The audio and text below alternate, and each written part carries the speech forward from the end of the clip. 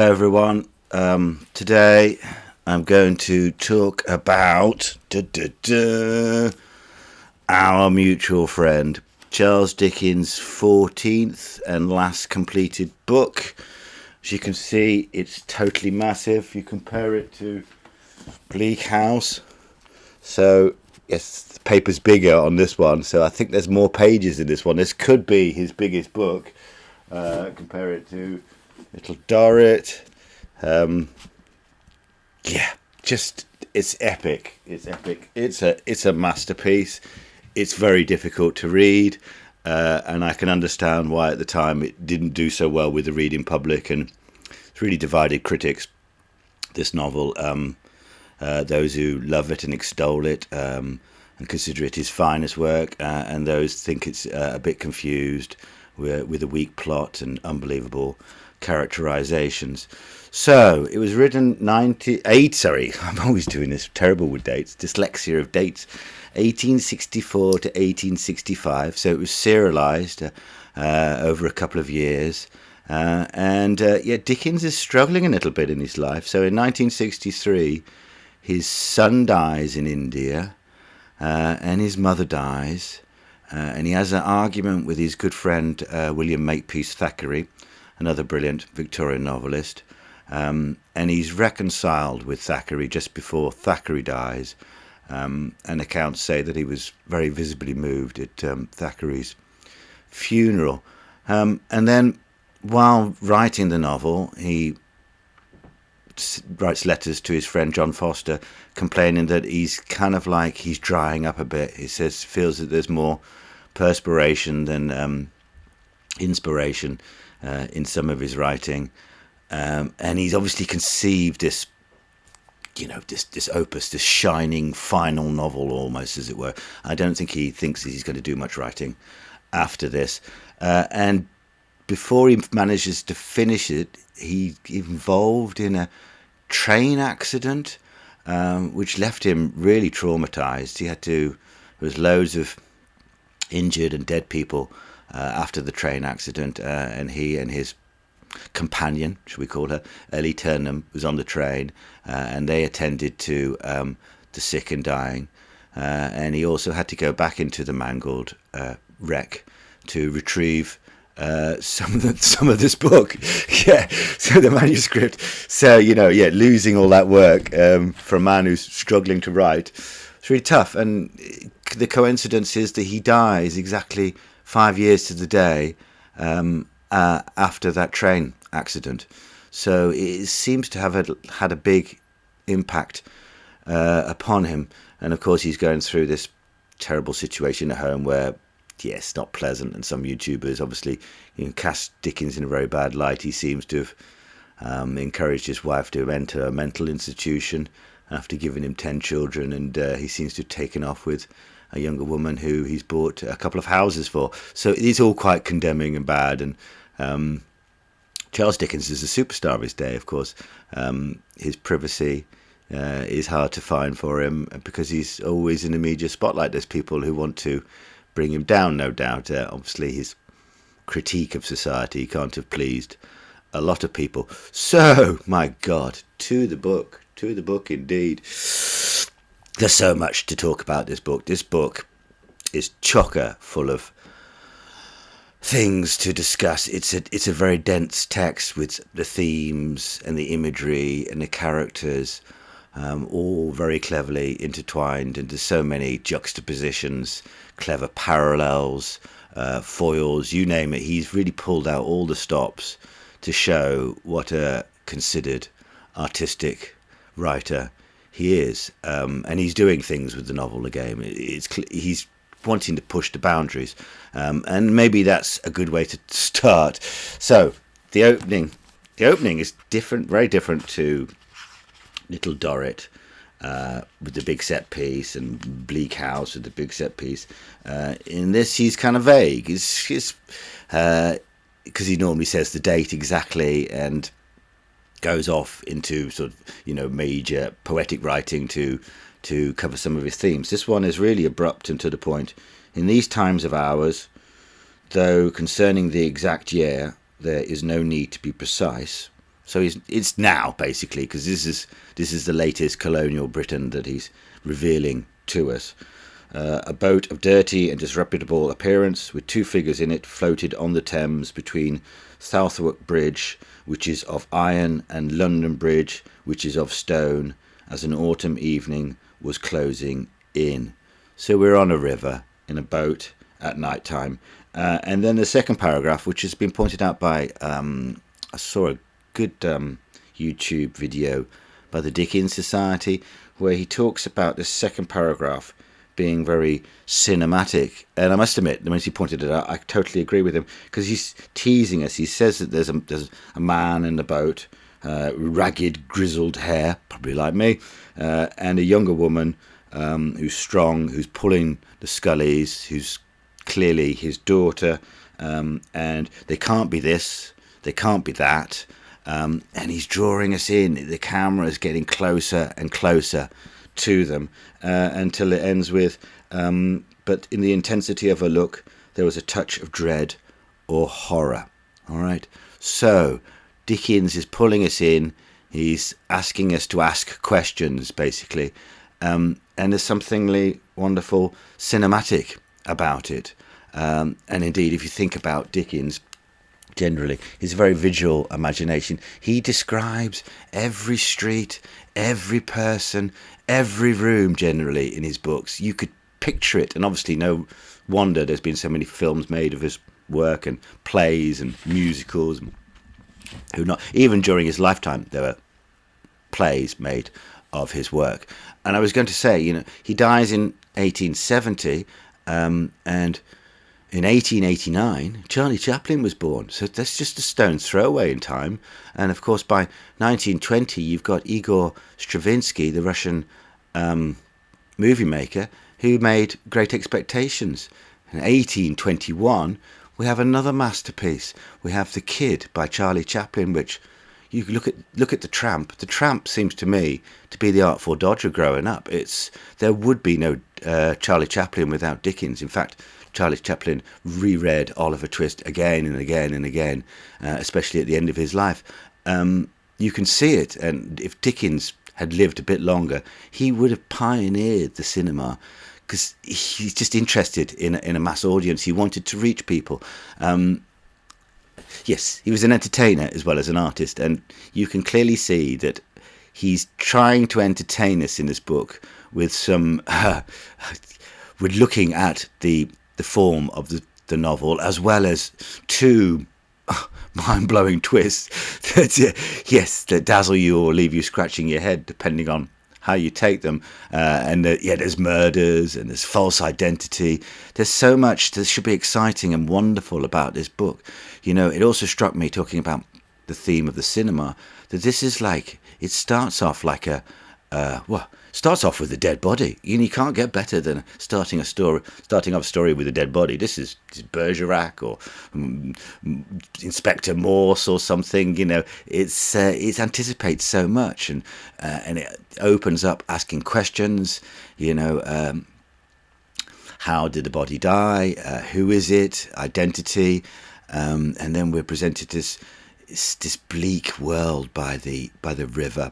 But obviously between the Thames and Southwark, where you've got these people who have got small boats, and they're trawling the river looking for dead bodies. That's what Lizzie and Gaffer Hexam at the start of the novel are doing. And they pull the dead bodies out of the water, empty their pockets, and then kindly give the bodies to the police. Yes, so obviously there's lots of suspicion upon these people that, in fact, maybe they're actually killing the people. And at the start of in the first chapter, Gaffer Hexam has a quarrel with rogue Riderhood, who they were partners, but Riderhood started stealing money from the living rather than the dead, and that was obviously a moral bridge that Hexam didn't feel you should cross, and that when you were dead, you didn't need money. But this is not true at all, of course, because part of the novel is all about inheritance. The dead's money is owed to somebody else. It's not yours to take, clearly. And identity plays a huge part in all of this. So I was going to say yes, noir. It's because these are the, he lives in a sort of like a broken down lighthouse or something with his daughter Lizzie and his son Paul. The mother's gone. Everything's mouldering and damp. It's miserable. It's yes, it's set at night. The weather's bleak. Yeah, there's squalor and the rest of it. So I find that all very noir, and the dead body. And then the thing about the breakdown of Bradley Headstone. This is another theme you find in lots of early noir in the 1950s and 60s of a sort of psychological disintegration where people yeah, they fall apart, and he becomes obsessed, becomes violent. He's clearly sexually frustrated, to be honest. Seems to be obvious to me. Yeah, quite brave of Dickens to bring out. It's a pretty sexual theme, really. Obviously, you can only allude to it obliquely. You can't. Oh God, you can't actually talk about sex in Victorian novels. But that's the case. And then you've got the femme fatale, and clearly Lizzie Hexam is slightly the femme fatale because Raeburn's love for her nearly results in his death. Yes, so it's early noir as far as I can see, and that's the exciting start of the novel, and then it kind of yes, Dickens is trying to do everything as he generally does in these huge books like Little Dorrit and Bleak House. He's trying to cover all of society from, the top to the Veneerings, Tremlow, Podsnaps, Lamels and the rest of it, right down to the very bottom where these people who make living from stealing from dead bodies, you've got everything in between, as it were. It's a kaleidoscopic attempt to map, capture London at the time. So let's talk a little bit about the characters and the story. So it starts off with a dead body, and this is all pretty exciting. And then the second chapter is we've got Dickens laying into the aristocracy and the Veneerings, a brand new people in a brand new house with brand new friends, and who they don't. The friends really don't like them or pay much attention to them, and vice versa. It's just all for appearance. It's veneer. It's the surface. And Dickens is quite stylized in a way that he handles these scenes, and it's a little bit disconcerting for the reader. You're kind of challenged quite a lot by it. And the second chapter moves the plot along that there's two solicitors. Well, there's one barrister and one lawyer, Mortimer Lightwood and Eugene Raeburn, who are young men who've been settled in life. They come from a good family, but they're not doing anything. They're just hanging around. Neither of them have really any work to speak of, and they're just a bit clueless. They're the result of this system that produces wealth, but and their children recognise they have to do something, and they got nothing to do other than live off credit. So they go off. They get a letter. It's delivered to this upper class party, and it mentions that there's a body being found, and it's the body of John Harmon, and this is the only case that Mortimer Lightwood has. So he has to head off to the docks to identify the body and deal with the police. And they get there. His friend Raeburn goes with them, I think just because they're bored, really. There might be something interesting to do. And they identify the body, and there's another man who suddenly appears, Julius Hanford, who is very reluctant to explain who he is or what his interest in the dead body is. So he immediately rouses suspicion.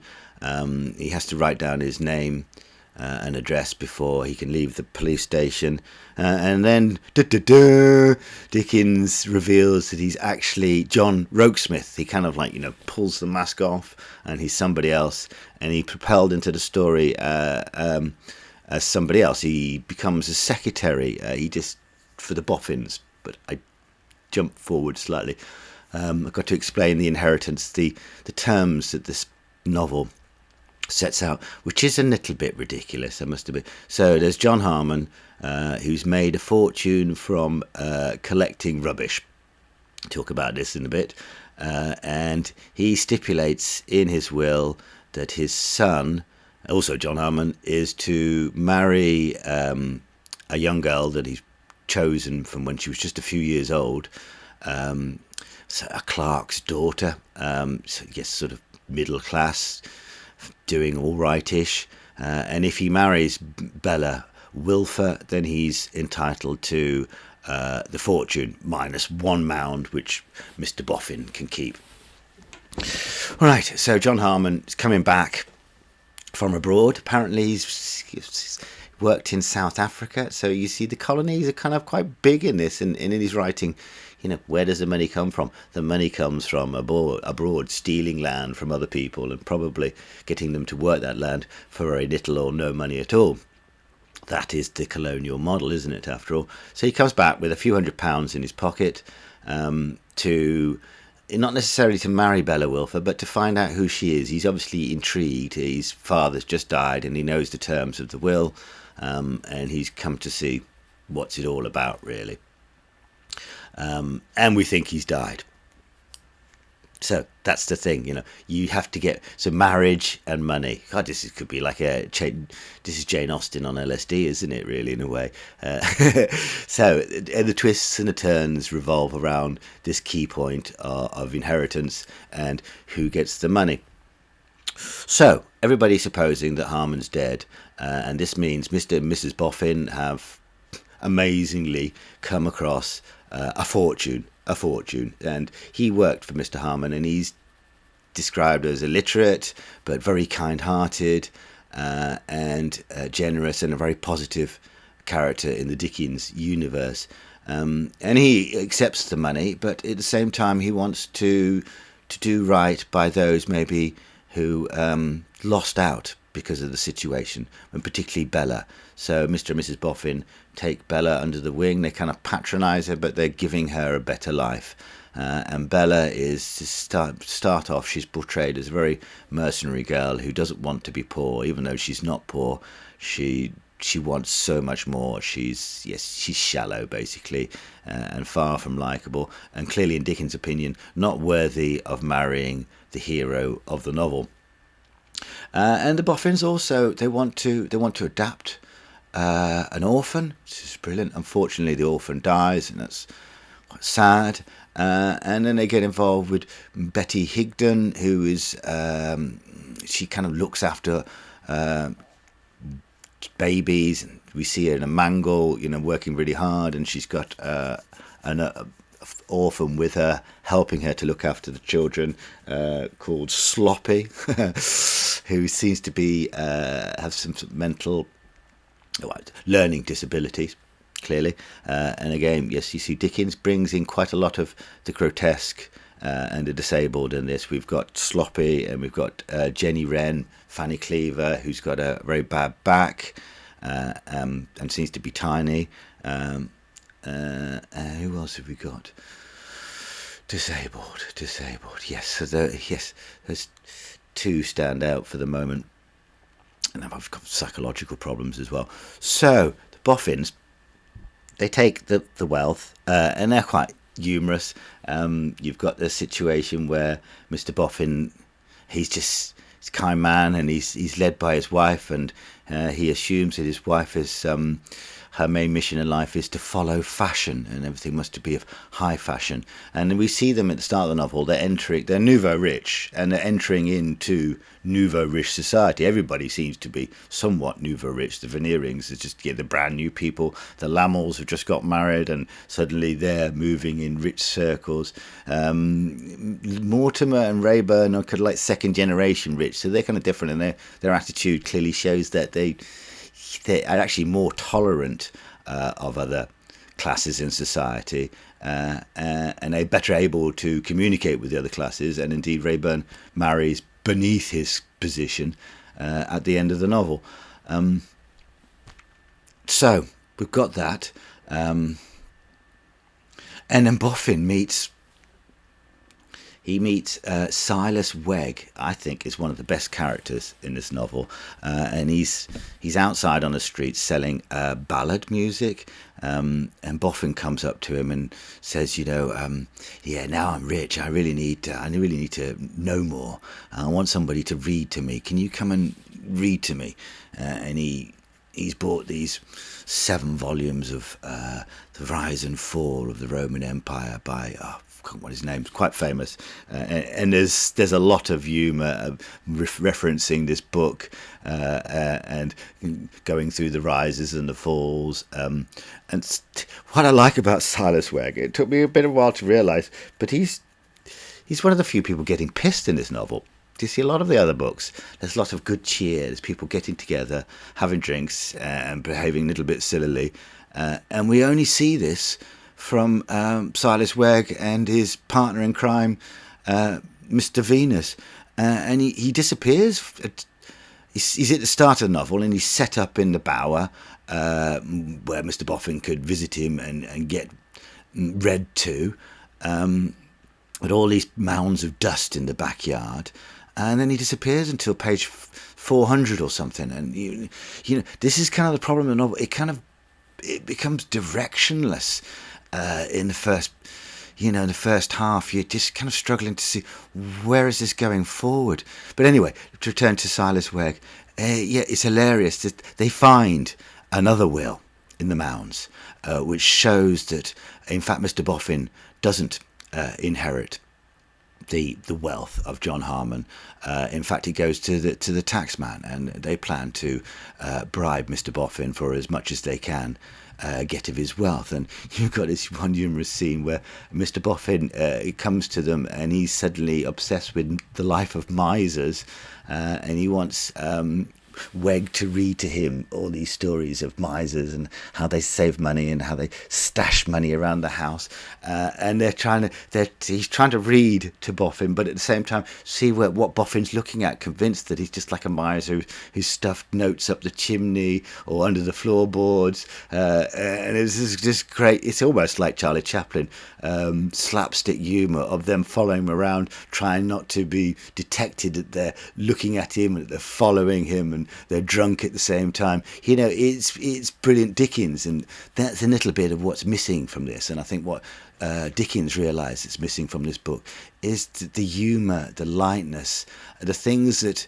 maybe your everyday reader appreciates more than your academic. This the slightly slapstick. And without Silas Wegg, this book would be really dry, it strikes me.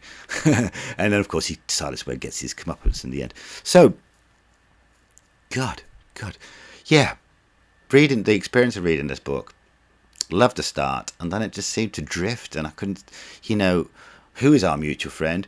Who's the hero? What's this about? Because the hero seems to have died at the start of the book, and then Dickens pulls his first big twist. It turns out, and you probably should have been, if you're a really clever reader, you should have been able to read the clues, because there are clues. There's Julius Hanford looking at the dead body. I think I wrote them down somewhere.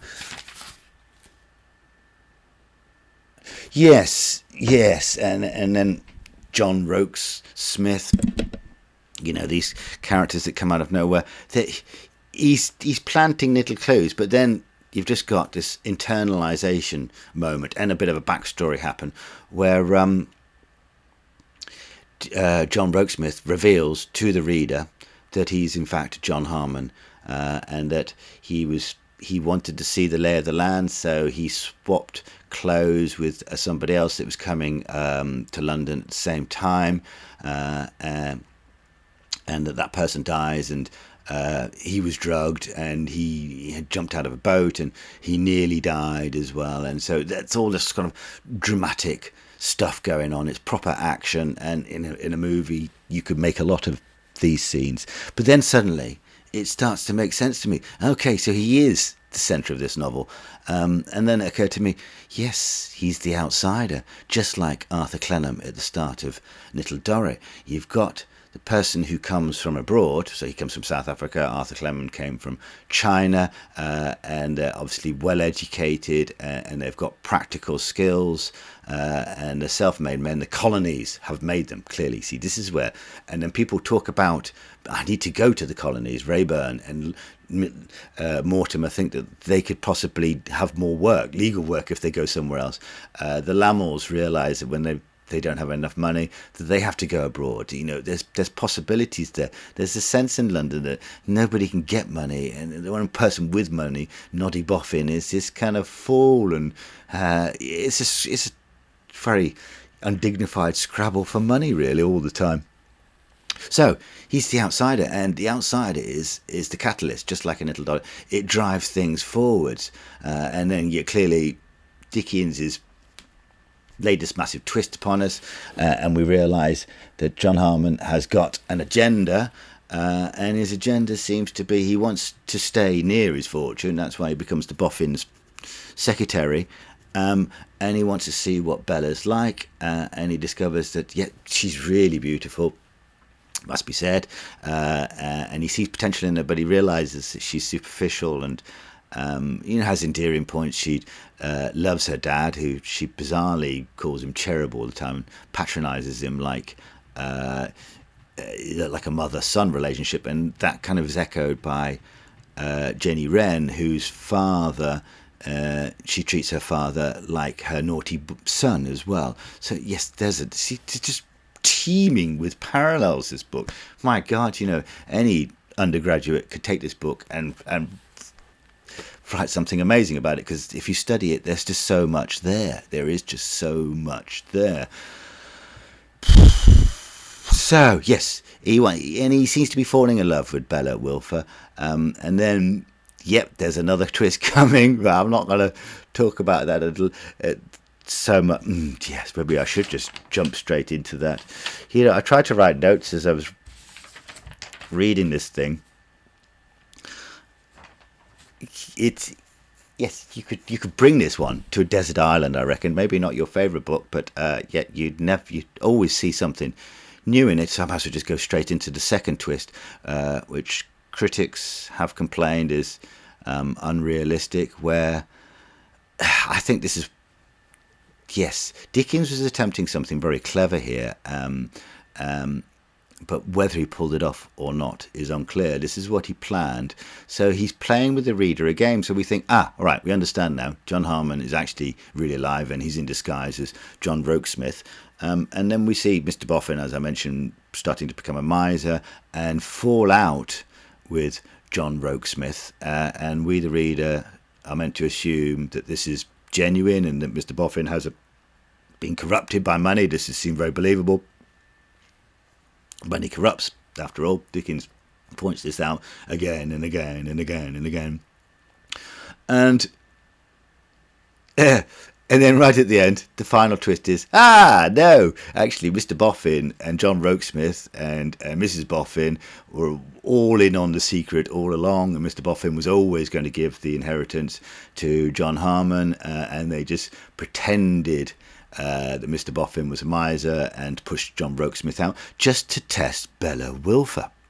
Right? They wanted to see that if she could love him without his money, and that she would choose him rather than money. It's a little bit patronising, actually, if you think about it. So just like she marries this man thinking it's John Rokesmith, but in fact it's John Harmon, and then he's due to inherit this fabulous wealth, but she doesn't know that. She's been clearly deceived, and she's been trained, or tested, as it were, and he tells her this is a test, but I think you're going to pass.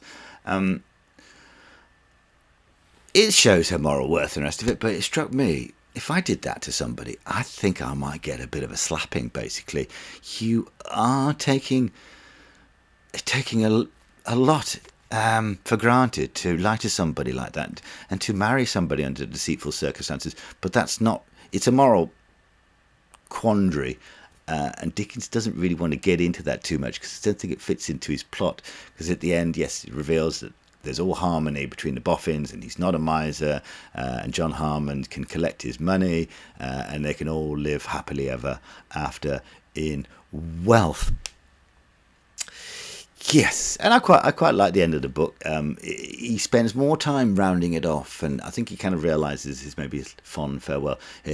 From an artistic point of view, he could have shut it down sooner, but yes, he obviously makes sure that all the bad characters end horribly and all the good characters end married. So you got John Harmon obviously marries Bella Wilfer, who was destined to marry at the start of the book, but she ends up deserving the money. It's about deserving the money and true value. And there's lots of language talking about, value and is it connected to money or is it connected to moral worth? We've got Lizzie Harmon, whose story very much parallels Bella Wilfer. They have to struggle to find a marriage, and it talks about her, her golden heart, and by that they don't mean, that she's got loads of money. It's just that she's a kind and genuine person.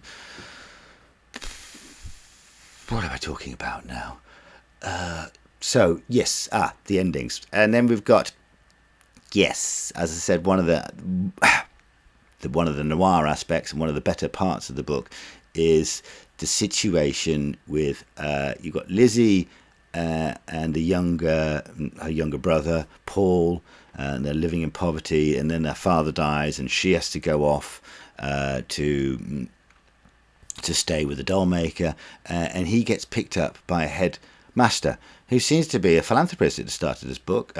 He also was a pauper, but managed to raise up to respectability. Teachers were considered respectable, although they were pretty much poor as church mice at the time and relied upon patronage.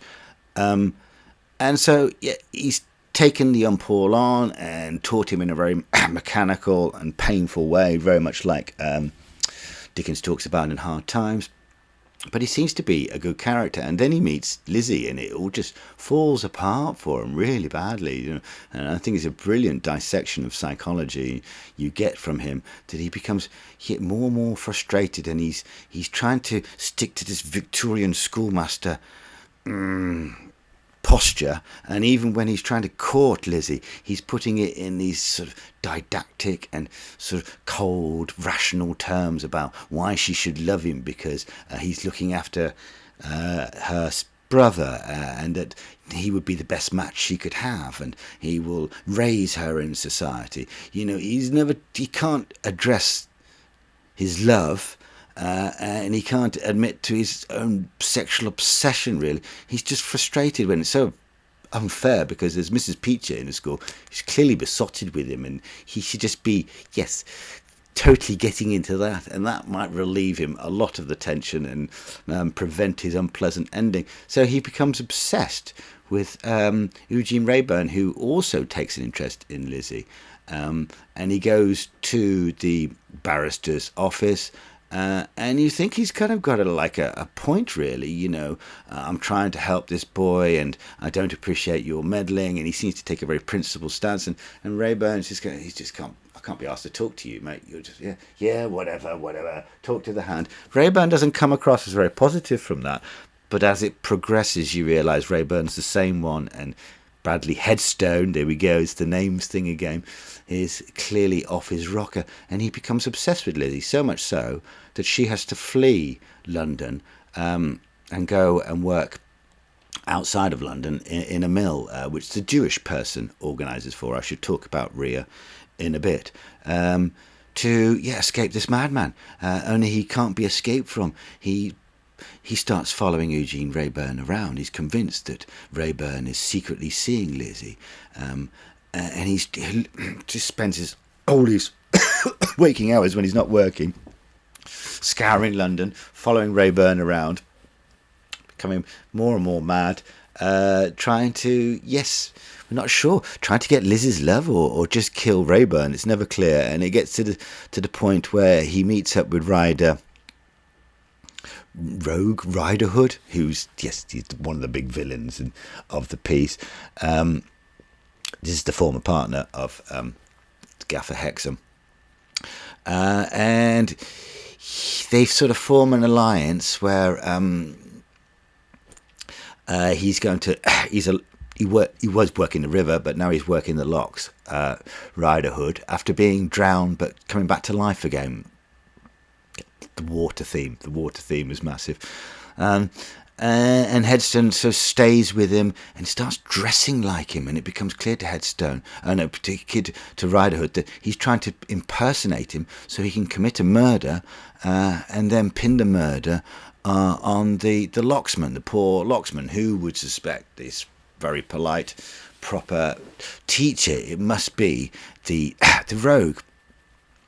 And obviously Riderhood gets wind of this, and realizes that he's been impersonated, and follows Headstone, and finds his stash of clothes and tries to bribe him. But before that, we have actually Headstone. We've got more action. This is brilliant from a cinematic point of view. They struggle on the canal bank or the river bank, and Rayburn gets hit on the head, but manages to sort of grab a clump of Headstone at the time, and then he's left floating in the water. Lizzie, of course, who's the boatwoman, she goes out and saves him, and then we're not sure for quite a while whether Eugene Rayburn's going to survive, and he decides to do the right thing by her. She's a really strong, positive female character in this book, one of the best female characters that Dickens comes up with. So she's no nonsense. She manages to survive. She looks after her brother, and then she loses her place to live because her father dies, and she stands on her own 2 feet, and she just doesn't take bullshit. She sees people, and people want to help her, like Rayburn and Headstone, and she judges them quite coolly and the rest of it, and she wants to keep her own independence, and she wants to keep her respectability. So she says to Rayburn, I like you a lot, but we can't be together because we're of different classes, and even you just being here threatens my reputation as a single woman. A single woman working in a mill town in Dickens's age, anything could ruin a reputation, and then they could quickly, quite painfully, slide down the order of things. And he's just, yes, as I said, he's just sort of ennui, really. He's this bored second generation of wealth, and he hits upon the right thing. He should marry her, even though he's on his supposed deathbed. And he marries her, and so now she can respectably be with him, and she nurses him, and at the end of the novel, actually, he survives, and he's sort of hobbling around, but he's joining in the joyous final scenes of the Boffins and the Harmons, and all the good characters loving life at the end of the book. But yes, this scene with around the murder, or the attempted murder of Rayburn, and then these two dark characters, Headstone and Riderhood, they're brilliantly observed, superb. And then, of course, at the end, you have the stage where Headstone's not going to be bribed, so he grabs Riderhood and then falls over into the canal, and they both drown. So yes, water. You've got that drowning, and you've got Rayburn, who nearly drowns in the river and comes back out of the water, and he's enlightened. He wants to marry Lizzie instead of dallying with her. And then you've got John Harmon, who goes in the water and nearly dies, and then he comes out with a mission, and he realizes the value of Bella Wilfer, her intrinsic value as a beautiful and charming, personable young person. So this is kind of like, it's a Christian thing, it's baptism, but it's transformative. Yes, like you've got obviously in Little Dorrit, you've got the transformation of being out of prison, from being in prison to being out of prison, and how money can release this. For this book, it's the water, and it's the Thames as well, quite clearly. Oh, so I think I've talked at quite a length of this. So yes, Rhea. So should finish on this note. Dickens was written to in his lifetime by Jewish people complaining about the character of Fagin in Oliver Twist, which is his second novel, his first real novel after Pickwick Papers. And obviously Dickens did take criticism, and he read this, and obviously had waited till his last completed novel, but he gives us a sympathetic character in Rhea, and he walks around in his Jewish garbs, and he's immediately recognised as a Jew by everybody. So I presume he's not just wearing normal clothes.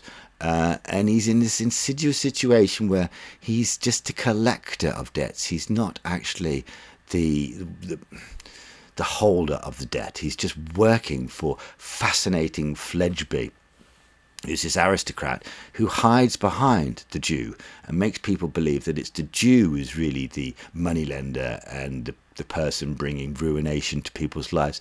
But he's not. He's just the middleman, and he's a very kind old man that walks around, and when he encounters Lizzie and sees that she's in this fix with this obsessed man, he insists on walking her home, and then realises that she's not safe and sets her up outside of London in strict anonymity. Shows incredible compassion, and is contrasted with this just horrible, parasitical aristocrat who, yes, collects the debts of his friends and then delights in watching his friends face financial ruin and the loss of their position in society. He's a sadist. He's an evil man, and Rhea's, I don't know why he's not forced to work for him, but that seems to be his job, and one wishes that Rhea could find another profession other than getting involved in the money lending business. But yeah, incredibly positive and well drawn character, and I think Dickens is made up for the stereotypical parts of Fagin and Jews and obsession with money and the rest of it. So that's kind of a beautiful thing. The novel started off well for Dickens. 30,000 copies sold of the first thing, but by the end it started dropping to about 9,000. For the double ender it was about 19,000. And you can see it's Dickens' last work. As I said, it's genius, it's a masterpiece, but maybe it lacks the warmth, the great character. The dissection of society is ruthless, and I've read somewhere saying that Dickens' satire didn't come from wit, it came from anger, and this is barely contained anger. I think that's the problem. He needs to lighten it up with a few humorous characters, really. The Lammells are very interesting. They marry each other thinking that each one had wealth, and they didn't, so they're stuck in a situation where they look wealthy but they have no money, so they just try and con other rich people. The Veneerings, he gets offered a rotten borough, and then they do a lot of driving around in coaches, and I don't think he ever pays the money for the rotten borough, but he somehow becomes an MP. But then they run out of money and have to run off to France, where he's hidden away some jewellery or something. Podsnaps don't make any sense to me at all, really. Don't really need them. There's Tremlow, a bit interesting. He gets caught up in the owing a debt, but it's not his debt. He's guarantor for somebody else, and he gets caught up with fascinating Fledgeby, and he's the only one at the end of the novel from the upper class who says, well done to you, Eugene, for finding love. The rest of them are just disgusted that he's married beneath himself, but Tremlow is a bigger man, and he doesn't say that at all. And Eugene Wrayburn shakes his hand at the end of the novel, and you could see how things have changed. It's the outsider, the colonies. Where does money come from? The money thing, the dust. I should end on this. This is just genius, isn't it? So the money is made by collecting rubbish, and it's described as mounds of dust. And Noddy Boffin is the golden dust man. So money is dust. It's worth nothing. I find it all very modern, of course, because you can make so much money from rubbish in today's 21st society, either from taking rubbish away or recycling rubbish. Rubbish is big business, and it's presented as kind of like a surreal thing in this book, that the money comes from dust. But of course Dickens is pointing out something very basic here. The money has no value. It's just ashes to ashes, dust to dust, and we've got money and death and marriage and rebirth and the outsider, and grotesqueness. It's just all so intertwined in this novel, and this thick text. that parts is a joy to read and other parts is totally confusing. And yes, what I was going to say about structure of this novel, that it's like Dickens is actually challenging the reader. He's saying, I'm not going to lead you through this book anymore. I'm just going to actually run you a little bit of a merry race, and you've got to put it together yourself. This is the detective genre, in essence, but also a very modern novel and about points of view and about disguise and not trusting the author. We shouldn't trust the author because he lies to us to the end that Mr. Boffin isn't a miser. And we have to figure this out for ourselves. And the two twists, entertaining, but at the same time, we're used to, especially in Victorian literature, I'm reading Oliver Twist at the same time with my daughter, and it's very clear, it's from Oliver's point of view, and it's the one story, pretty much linear, of Oliver's progress through the underclasses and whatever, and the workhouses of London and the rest of it. You could see you've got a clear anchor, a guide to the story. Dickens just takes this away from us, and he's kind of pointing it out. He says you've got to read for yourself in a way. Very exciting what he's doing with the novel, and maybe a shame that he couldn't have continued in this vein. He could have written even more amazing text, maybe even more unreadable text. But yes, he was a master craftsman, wasn't he? And he just forever experimenting with his medium. I think there was one more thing I wanted to talk about, but I can't rightly remember. Anyway, I loved it. I recommend you read it, but again, make sure it's not the first book. It's nearly the last book. I've only got the Old Curiosity Shop, I think, to go, and Edwin Drood. So, but I'm glad I saved this one to near the end, because I don't think I would have understood this book unless I'd read a lot of Dickens before, and understanding where he'd got to. And in a way, yes, he didn't have the energy to do much more. He kind of went downhill quite quickly after this. In fact, he only lived another 5 years. But yes, it's on the cusp of modernity, isn't it? Clearly, that's what I said at the start of this book. It's not long before we've got cinema, and the preeminence of the Victorian novel is lost because the working classes, the consumers, the mass consumers of entertainment become drawn by, yes, the movies, the silence, the talkie, and obviously then the talkies and the rest of it. Yes, and it's a modern London. We've got trains, we've got steamers, we've got pollution, we've got clear mentions of the colony and how the society is working and where the money's coming from, and the shifting classes now. And yes, it's brilliant. It's absolutely brilliant. All right, I shall stop there. Thank you very much.